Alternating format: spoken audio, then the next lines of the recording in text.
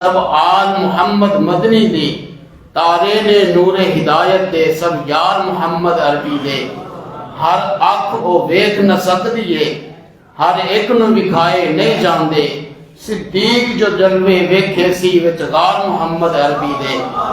آ جا کے یوسف دے دل دی، اے ہوئی خاص تمنا ہے، میں نعتاں پڑھدا مر جاواں دربار محمد عربی دے۔ عباس کے لیے عرض گزار سعد العلماء حضرت علامہ مولانا صاحبزادہ مفتی خلیل احمد یوسفی صاحب تشریف لائے اور اپنے خوبصورت بات سے ہمارے قلوب و اذہان کو منور فرمائے۔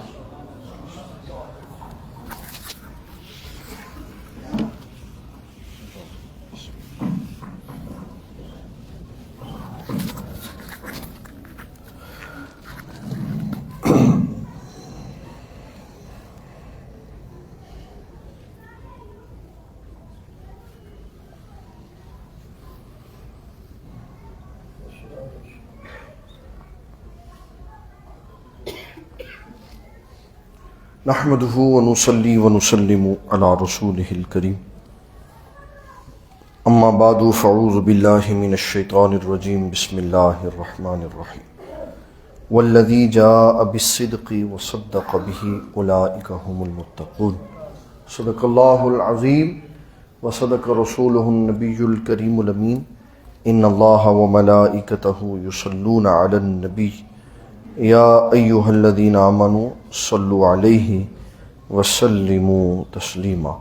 الصلاة والسلام علیک یا سیدی یا رسول اللہ وعلی آلک واصحابک یا سیدی یا حبیب اللہ الصلاة والسلام علیک یا سیدی یا سید المرسلین وعلی آلک واصحابک یا سیدی یا خاتم النبیین۔ السلام علیکم ورحمۃ اللہ وبرکاتہ۔ جن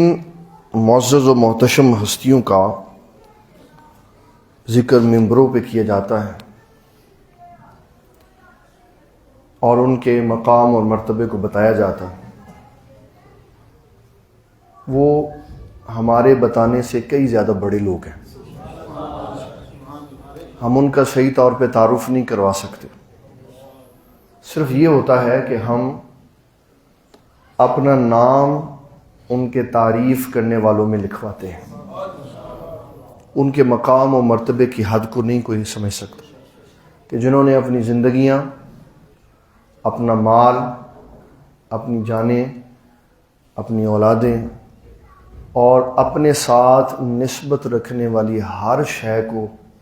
رسول اللہ صلی اللہ علیہ وسلم کے قدموں پہ نچھاور کر دیا۔ امام احمد رضا فاضل بریلوی نے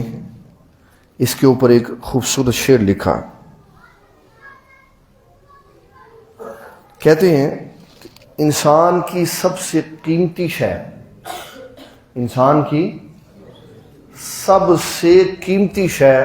اس کی جان ہوتی ہے، اور غار ثور میں حضرت ابو بکر صدیق نے جان اور رسول اللہ پہ نچھاور کر دی۔ اس کے اوپر انہوں نے یہ والا شعر لکھا ہے، صدیق بلکہ غار میں جان اس پہ دے چکے، اور حفظ جان تو جان فروز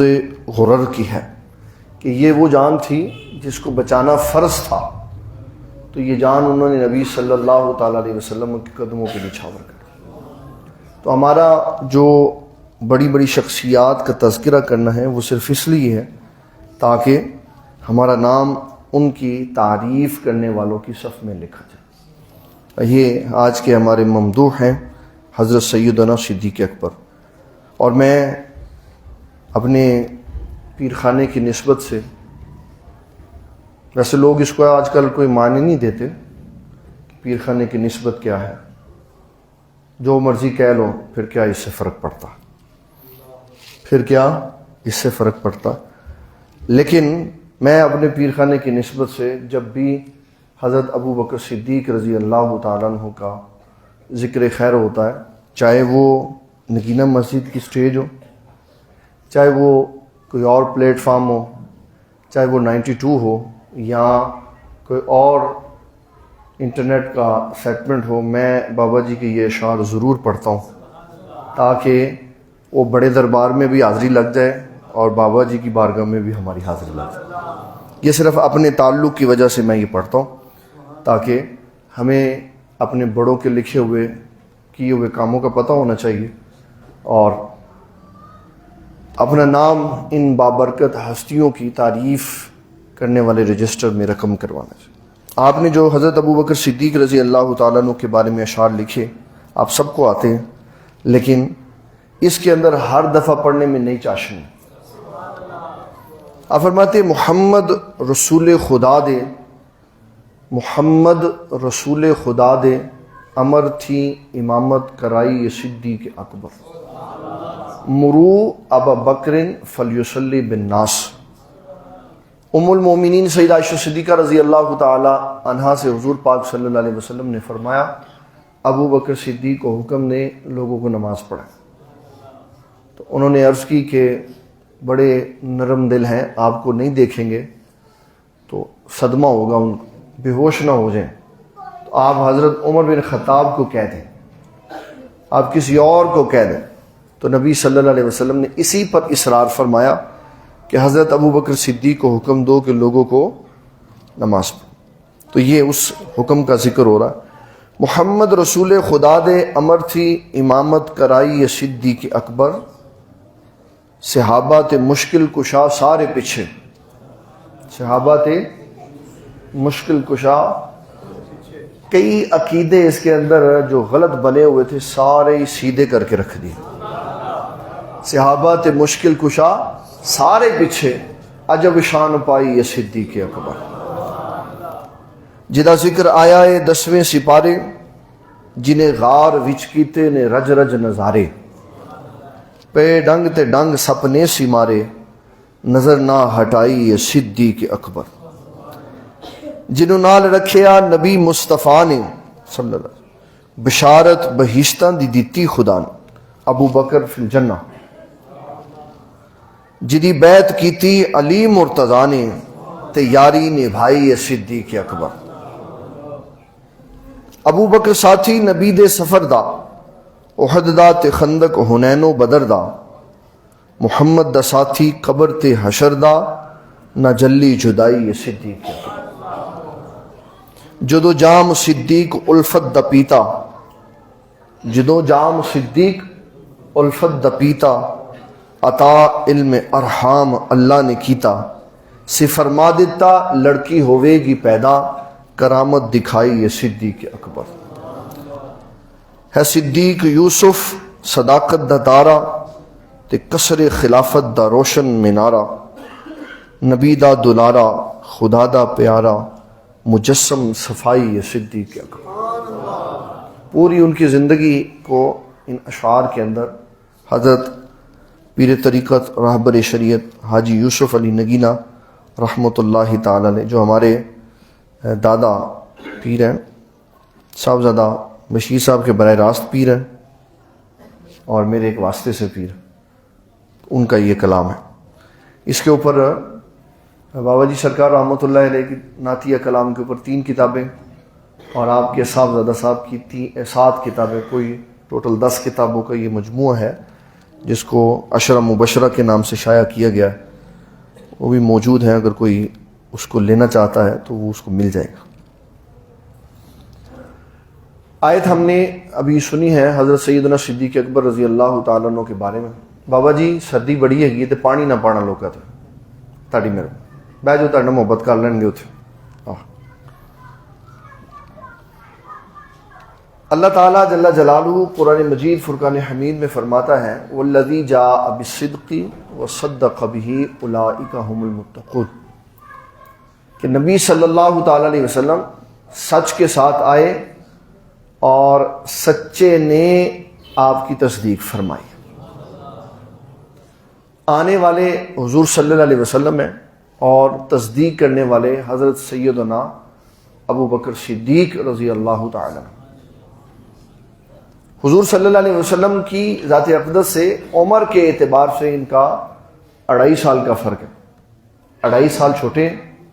اور 18 یا 19 سال کے قریب اتنی ان کی عمر تھی جب ان کی نبی صلی اللہ علیہ وسلم سے تعلق داری ہوئی، رابطہ ہوا، ملاقات ہوئی، تب سے لے کر پھر نہ ختم ہونے والا سلسلہ شروع ہو گیا۔ اس کے بعد کبھی بھی کوئی ایسا وقت نہیں آیا جس میں حضرت ابو بکر صدیق اس طرف نہ ہوں جس طرف نبی صلی اللہ علیہ وسلم، ادھر ہی ہیں جدھر نبی صلی اللہ تعالیٰ علیہ وسلم، جنگ میں ہیں، سفر میں ہیں۔ امام بخاری رحمۃ اللہ تعالیٰ علیہ کے ایک حدیث سے لوگ حضرت ابو بکر صدیق رضی اللہ تعالیٰ عنہ کی عظمت و شان کو کم کرنے کی کوشش کرتے۔ میں اس پہ بڑا اسٹریٹ فارورڈ جملہ کہتا ہوں، حضرت ابو بکر صدیق ہوں یا خلفۂ اربعہ ہوں یا عشرہ مبشرہ ہوں یا سارے صحابہ ہوں، کسی کی ذات اقدس کے بارے میں بات کرنا ایسے ہے جیسے ان ستاروں پہ کتوں کا بھونکنا ہے، ان ستاروں پہ کتوں کا بھونکنا ہے، اس لیے کہ ان کو ستارے رسول اللہ صلی اللہ علیہ وسلم نے فرمایا، صحابی کا نجوم، فرمایا یہ ستارے ہیں اور ستاروں پہ کتے ہی بھونکتے ہمیشہ، کیونکہ ستاروں کا کام چمکنا ہوتا ہے، کتوں کا کام بھونکنا ہوتا ہے۔ وہ اپنا کام کرتے ہیں، وہ اپنا کام کر گئے ہیں۔ اب جو بھی زمانے میں بعد میں آئے گا ان کے پیچھے کھڑا ہوگا تو عزت پائے گا، ان کے مخالفت میں کھڑا ہوگا تو ان کا نام اسی جماعت میں لکھا جائے گا جو بھونکنے والے۔ بہت بہت بڑے سوشل میڈیا پر فتنے اس سلسلے میں بپا ہوئے، اور یہ بھی ایک خاص طبقے اور جماعت کی طرف سے حضرت ابو بکر صدیق کی فضیلت کو کم کرنے کی کوشش کے لیے کہا گیا کہ آپ رسول اللہ صلی اللہ علیہ وسلم کے یار غار ہجرت کے نہیں ہیں۔ کہا کیوں؟ اس لیے کہ بخاری نے لکھا ہے کہ حضرت ابو بکر صدیق تو سامان لے کر نکل گئے تھے اور آپ نے تو ہجرت کا ارادہ کر لیا اور آپ گھر سے چلے گئے۔ ہاں تو ٹھیک ہے نا، چلے گئے تھے،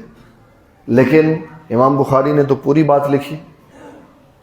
کہ راستے میں ابن دغنا آ گیا، اس نے کہا واپس چلے جائیں تو آپ واپس آ گئے۔ تو نبی صلی اللہ علیہ وسلم نے پھر حضرت ابو بکر صدیق سے خود فرمایا آپ نے انتظار کرنا ہے، ہو سکتا ہے اللہ تعالیٰ آپ کو کسی کا ساتھی بنا دے، انتظار کرنا۔ اس کے لیے پھر قرآن مجید نے یہ منظرنامہ بیان کیا ہے، ثانی اثنین اذ ہما فی الغار، کہ آپ نے اب انتظار کیا اور اس انتظار کا یہ نتیجہ ہوا کہ حضرت ابو بکر صدیق رضی اللہ تعالیٰ عنہ کو حضور صلی اللہ علیہ وسلم کی معیت میں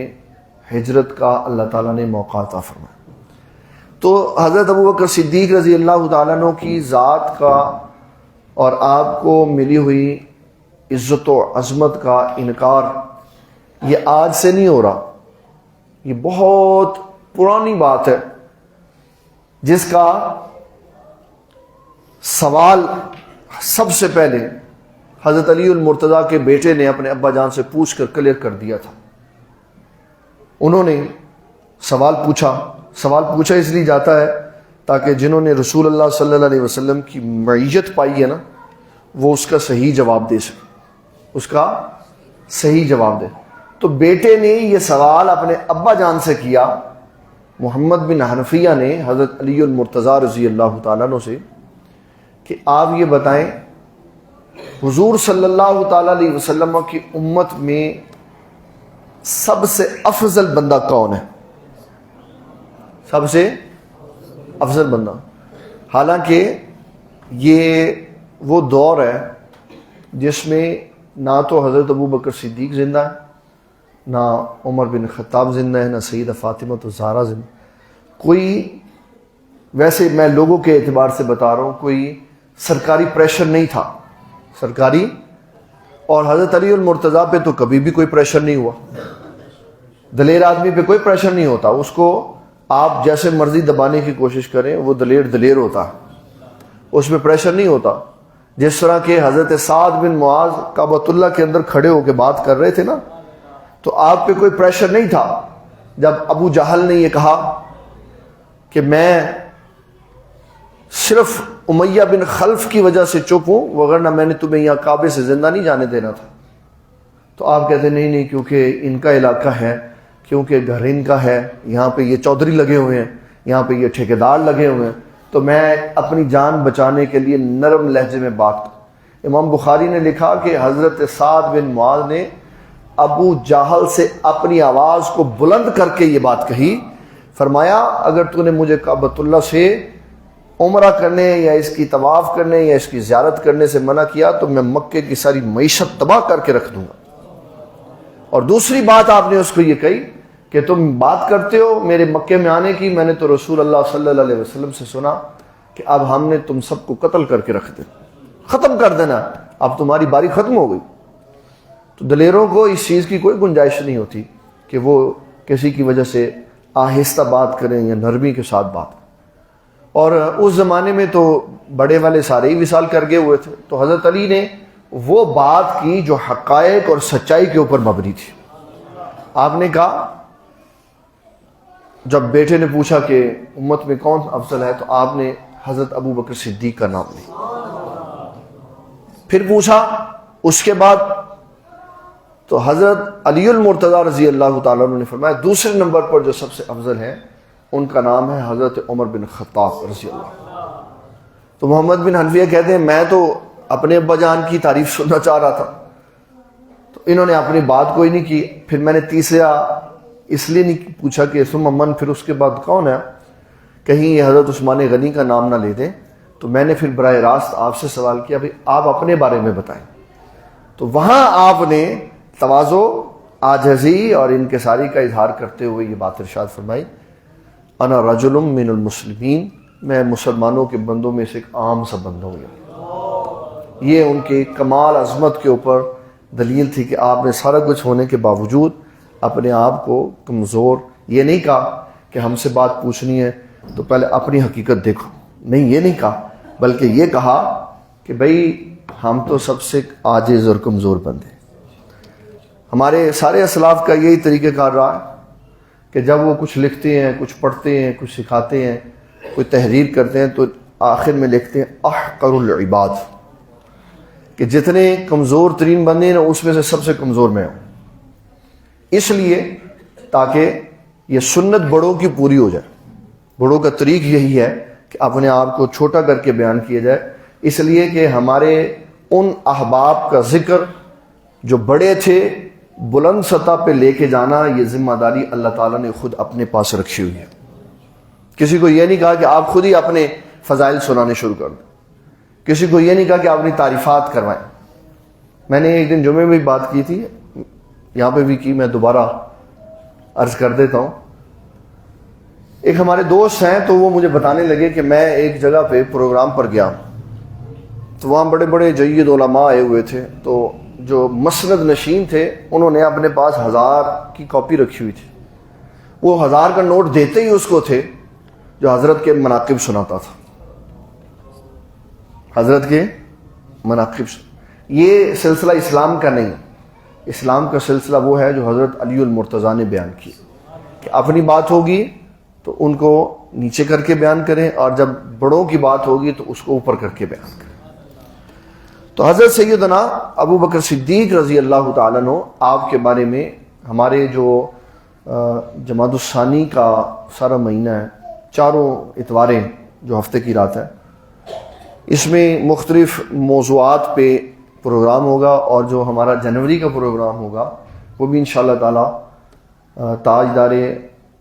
صدیق اکبر کانفرنس کے حساب سے ہی ہوگا، کیونکہ جب کسی کی مخالفت ڈٹ کے چل رہی ہو نا تو پھر آپ جس کے ساتھ کھڑے ہیں اس کے بارے میں بتانا پڑتا ہے، اور ہم حضرت ابو بکر صدیق کے ساتھ کھڑے ہیں۔ ساتھ کا معنی ہے ان کے لشکر کے ساتھ کھڑے ان کے، اور ہمارا اہل سنت و جماعت کا 1400 سالہ پرانا عقیدہ ہے، بغیر لیت و لال کے، بغیر کم زیادہ کیے، بغیر حیل و حجت کے، کہ جب نبی صلی اللہ تعالیٰ علیہ وسلم کی جمیع امت کی باری آئے گی اور ساری امت کا اجتماع کر کے اس کے اندر یہ پوچھا جائے گا کہ حضور پاک صلی اللہ علیہ وسلم کی ساری امت میں آپ کے بعد سب سے افضل کون ہے، تو اس میں نام حضرت ابو بکر صدیق کا بلایا جائے گا۔ اور ہم اسی عقیدے پہ ہیں، دنیا دائیں بائیں ہو جائے، آسمان زمین پہ آ جائے، اہل سنت ہمیشہ سے اسی منہج کے اوپر کھڑے ہیں۔ اجتماعیت کی بات یہی ہے، ذاتی کسی کی فضیلت وہ اللہ تعالیٰ کی اس کے اوپر کرم نوازی ہے، وہ جتنی اس کو عطا فرمائی اس کی اپنی شان ہے، اس نے کسی کو کتنا حصہ دے دیا، کسی کو کتنا حصہ دے دیا. تو فضیلتوں کی وجہ سے افضلیت سیدنا صدیق اکبر پہ حملہ نہیں ہو سکتا. حضرت ابو بکر صدیق رضی اللہ تعالیٰ عنہ کی افضلیت یہ عقائد کا مسئلہ ہے، یہ قطعی مسئلہ ہے، اور امت میں حضرت ابو بکر صدیق سے بڑھ کر کوئی عظمت و شان والا، کوئی جزوی فضیلت کسی کو ہے، کوئی اعمال کے اعتبار سے، اعمال نہیں ہے، تعلق کے اعتبار سے اگر کسی کو فضیلت ہے تو ٹھیک ہے، یہ اس کی عظمت و شان ہے. امت میں اجتماعی ہمارا نقطہ نظر اہل اسلام کا حضرت ابو بکر صدیق کے ساتھ کھڑا، پھر حضرت عمر بن خطاب ہے، پھر حضرت عثمان غنی ہے، پھر حضرت علی المرتضیٰ رضی اللہ تعالیٰ عنہ کی عصمت و شان.